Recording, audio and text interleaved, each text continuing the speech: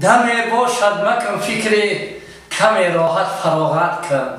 تبسم کن مشو غمگین فقط شکر سلامت کن تسلای دلی خود کن اگر باطینت رنجان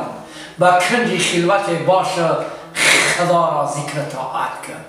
تیمزو دهان بدبو دیلت را گر سیاه کرد جوابش را مده و یک نفس صبر طاقت کن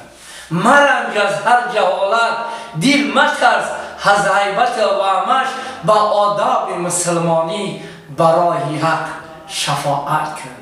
اگر یا خشمغزی خشدماغ آب رویت ریخت گناهت را خدا ریزد مشو غمگین عبادت کن اگر نامرد بیناموس و بیننگ حقارت کرد ندادی بر جوابش مشت را خود را ملامت کرد با ناخنهای لفظش دلخراش گر خراش دل به گلگشت بیرو از بوی گل دل را طبابت کرد اگر سنگین دل سنگی مصیبت را به سویت زد بدانی کاری الله است بیرو خیر سخاوت کرد مشو غمگین بسیری عمری به حاصل رود روز مشو دل داده دنیا فقط فکر قیامت میکنم یاد خداوندی ودود آن خدای که مرا هستی نمود چشم بر دنیای هستی بکشود پس چرا یاد خدا را نکنم آن خدای نشد از بنده جدا مهربان باشد بخشنده گناه میپذیرد همه را دست دعا پس چرا یاد خدا را نکنم مهربان است که کلان داده مرا دست بازوی روان داده مرا چشم بینا و زبان داده است مرا پس چرا یاد خدا را نکنم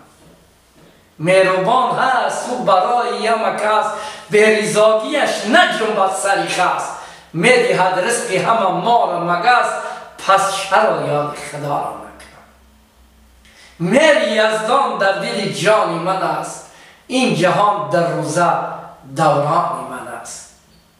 مهر یزدان در دل جانی من است این جهان در روزه دورانی من است مرد در بندی گریبانی من است